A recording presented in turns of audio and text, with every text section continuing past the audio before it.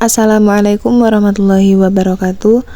Alhamdulillahirrabbilalamin. Wabihi nasta'in wa ala umurid dunya waddin wa ala alihi wa sahbihi ajma'in, amma ba'du.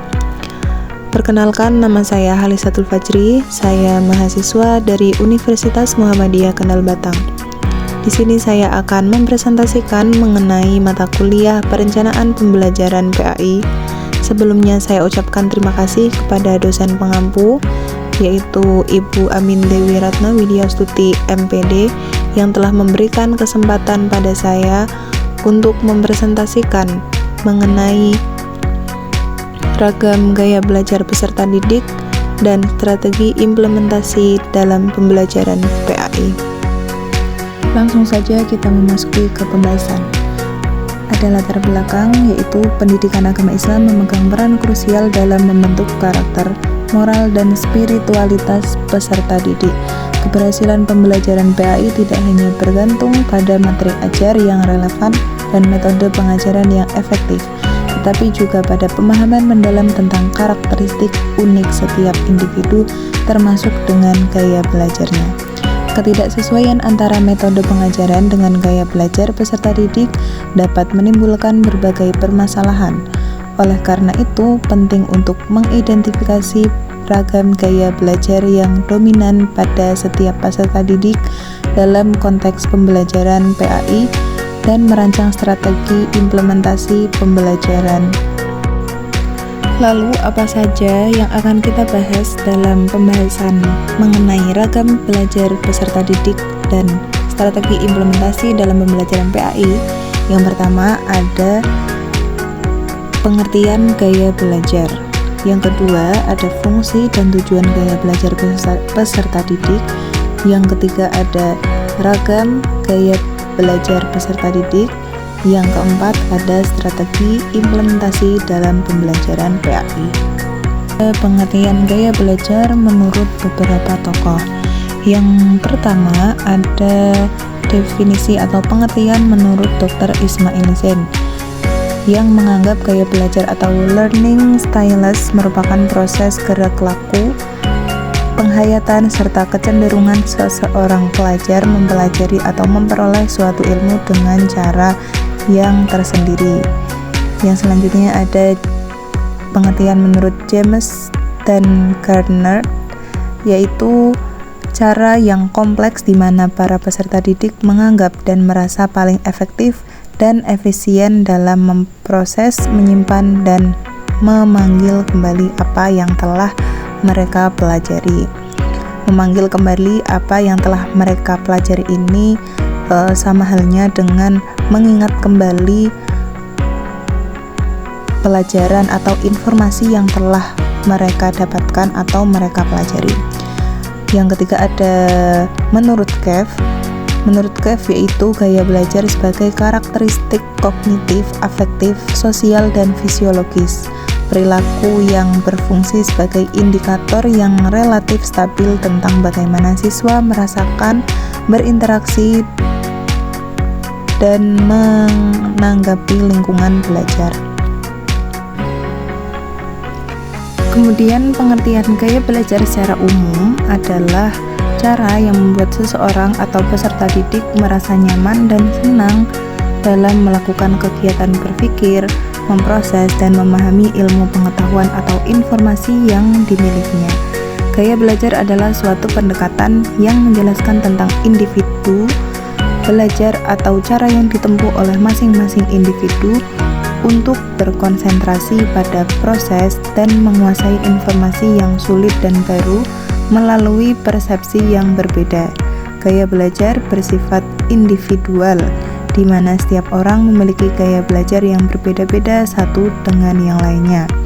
Dengan demikian, gaya belajar diasumsikan mengacu kepada kepribadian, kepercayaan, pilihan, dan perilaku yang digunakan oleh individu untuk membantu proses belajarnya agar mendapatkan hasil yang lebih optimal. Gaya belajar juga mempunyai fungsi dan tujuan, diantaranya sebagai berikut. Fungsi dari gaya belajar yaitu sebagai salah satu dari banyaknya upaya untuk meningkatkan prestasi belajar peserta didik. Tak hanya itu, fungsi gaya belajar juga sebagai pendekatan dalam belajar mengajar, karena setiap peserta didik dengan keunikannya pasti berbeda-beda dalam mengolah informasi dan mencerna informasi tersebut. Adapun tujuannya yaitu gaya belajar bagi peserta didik bertujuan untuk mengenalkan kepada dirinya sendiri gaya belajar apakah yang dominan pada diri mereka, sehingga memudahkan untuknya menyerap dan memahami informasi yang diterima saat melakukan belajar mengajar. Pembahasan yang selanjutnya yaitu mengenai ragam gaya belajar peserta didik. Kemampuan peserta didik sendiri untuk memahami dan menyerap informasi sudah pasti berbeda tingkatannya. Ada peserta didik yang mampu dengan cepat menyerap informasi itu sendiri, ada pula yang sedang dan ada pula yang sangat lambat. Begitu pula dengan gaya belajar, setiap peserta didik memiliki gaya belajar tersendiri. Maka gaya belajar ini dikategorikan menjadi 3. Yang pertama ada visual, yang kedua ada auditorial, yang ketiga ada kinestetik. Untuk peserta didik dengan gaya belajar visual, mereka cenderung mengedepankan peran penting mata sebagai penglihatan untuk penyerap informasi pembelajaran.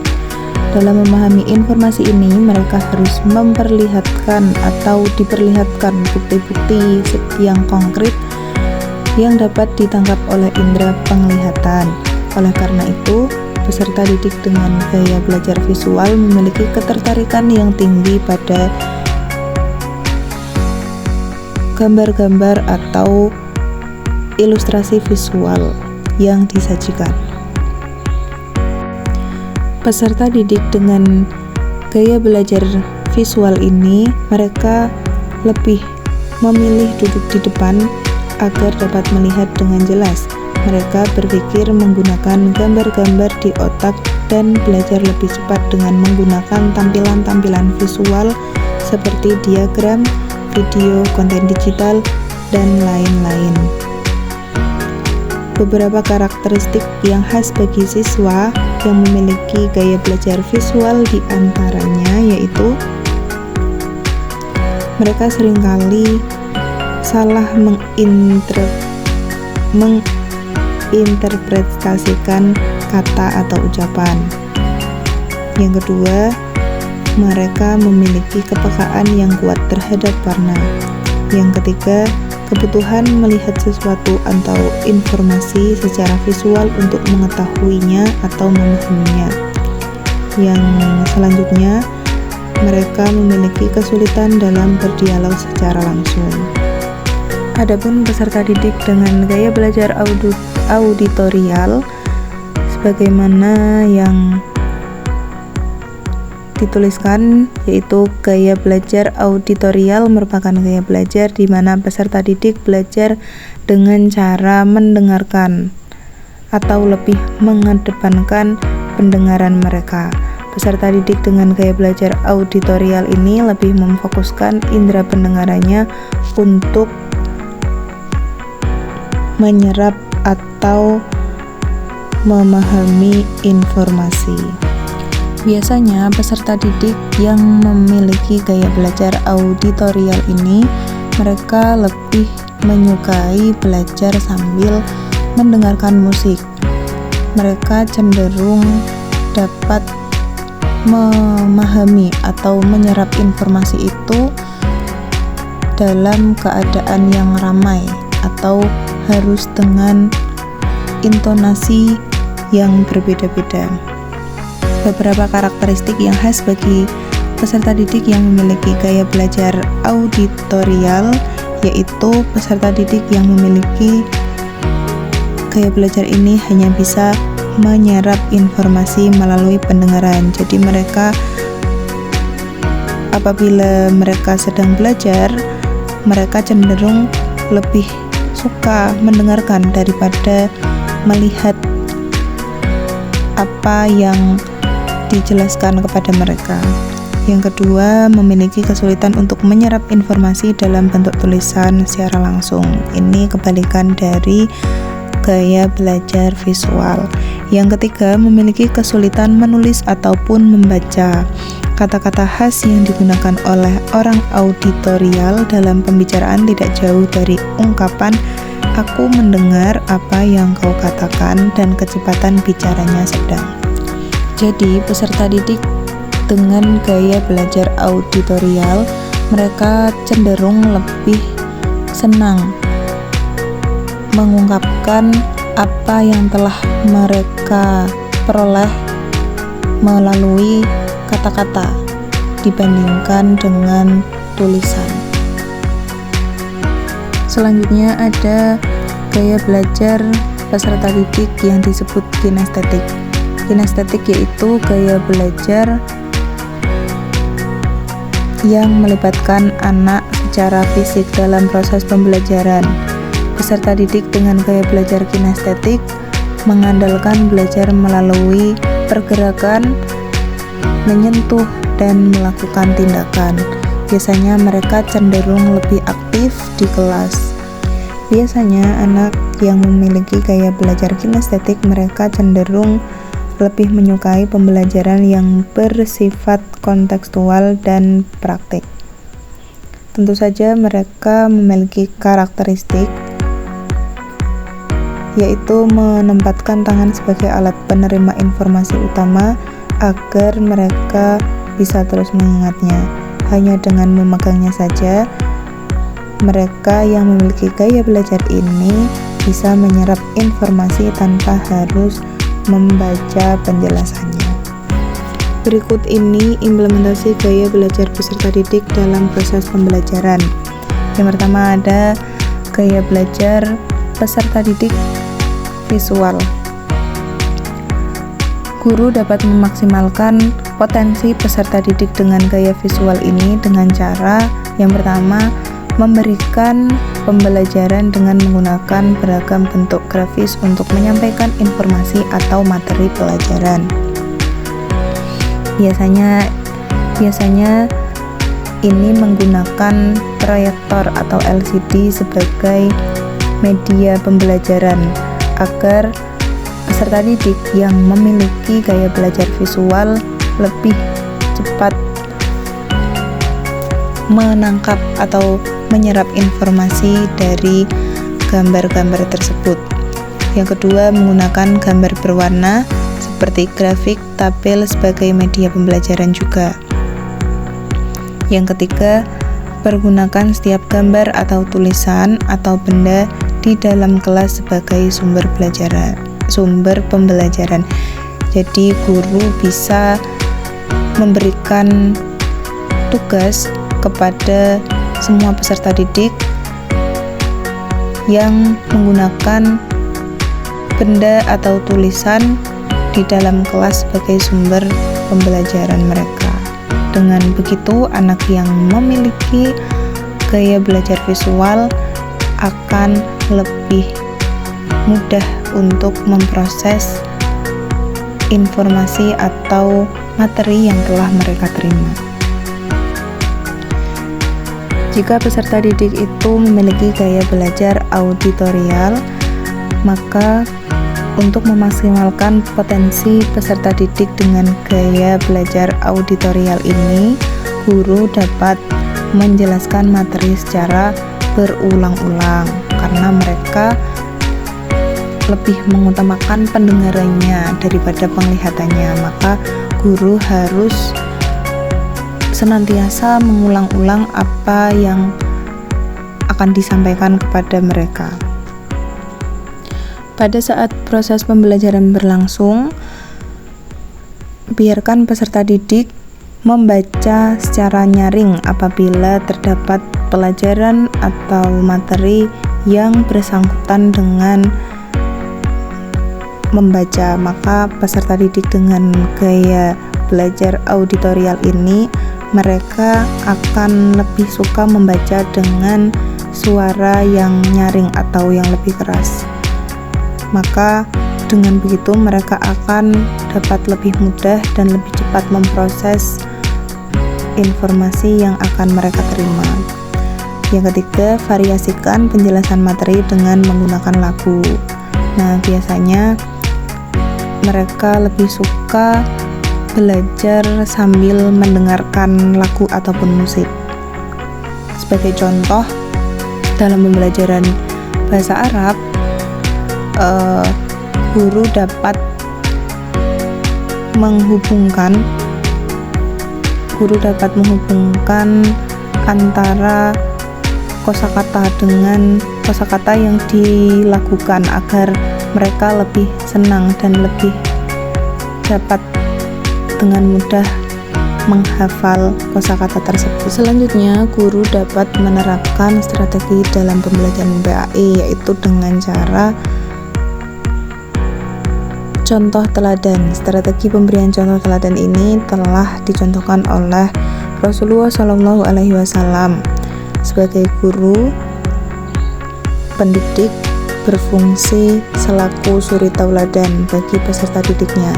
Perilaku yang baik yang dicontohkan oleh guru akan mempengaruhi terhadap proses pembelajaran serta membentuk karakter peserta didik. Hal ini berkaitan dengan gaya belajar peserta didik yang memiliki gaya belajar visual, yang mereka lebih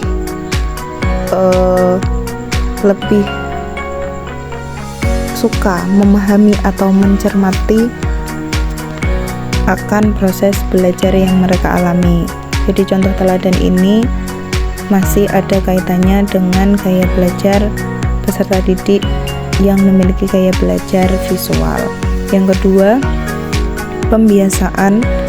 Inti dari metode pembiasaan ini merupakan pengulangan aktivitas peserta didik yang diulang-ulang secara terus-menerus akan membentuk suatu pembiasaan yang baik. Maka pembiasaan ini karena mereka akan sering mengulang-ulang, maka ini juga ada kaitannya dengan gaya belajar peserta didik yang memiliki gaya belajar auditorial. Yang ketiga, ada pemberian nasihat. Nasihat merupakan tata cara pembelajaran dalam pembelajaran yang dianggap cukup efisien dalam membentuk keimanan peserta didik dalam mempersiapkan sikap, jiwa, dan rasa sosial mereka. Penerapan strategi pembelajaran PA yang selanjutnya ada ceramah. Ceramah senantiasa sering digunakan guru dalam mengajar karena persiapannya yang simpel, gampang, serta tanpa persiapan spesial. Biasanya ceramah ini digunakan dalam penyampaian pesan secara lisan. Jadi penerapan strategi ini bisa dibilang berfokus pada guru saja. Namun siswa yang mendengarkan biasanya akan cepat merasa bosan karena guru sebagai pusat pembelajaran. Selanjutnya ada diskusi. Diskusi merupakan metode penyajian atau penyampaian mata pelajaran yang diinformasikan oleh guru dengan memberikan peluang pada peserta didik secara individu maupun kelompok yang sedang mengadakan pembicaraan ilmiah guna mencari solusi bersama. Yang selanjutnya ada metode tanya jawab. Biasanya metode ini penyampaiannya dengan format interaksi tanya jawab antara guru dan murid dengan tujuan memperoleh reaksi dari jawaban dari peserta didik. Yang terakhir ada demonstrasi. Metode pendidikan ini dilakukan dengan cara membagikan contoh melalui peragaan guna mempertajam penafsiran serta pemahaman sesuatu konsep. Kesimpulannya, gaya belajar merupakan kecenderungan sikap atau kebiasaan peserta didik dalam menyerap, mengolah, dan mengatur informasi guna memperoleh pengetahuan serta keterampilan. Setiap peserta didik memiliki gaya belajar yang berbeda-beda. gaya belajar ini bertujuan untuk mengenal gaya belajar peserta didik mana yang lebih dominan pada diri mereka, sehingga memudahkan untuk menyerap dan memahami informasi yang diterima. Dengan demikian, guru dalam melakukan proses pembelajaran di kelas perlu juga memperhatikan gaya belajar terhadap masing-masing peserta didiknya, sehingga semua peserta didik dapat diberikan pelayanan secara optimal, mulai dari siswa dengan gaya belajar auditori, visual maupun kinestik. Mungkin itu saja pembahasan dari saya mengenai ragam gaya belajar peserta didik dan strategi implementasi dalam pembelajaran PAI. Saya cukupkan sampai di sini. Terima kasih atas perhatiannya. Kurang lebihnya saya mohon maaf. Wassalamualaikum warahmatullahi wabarakatuh.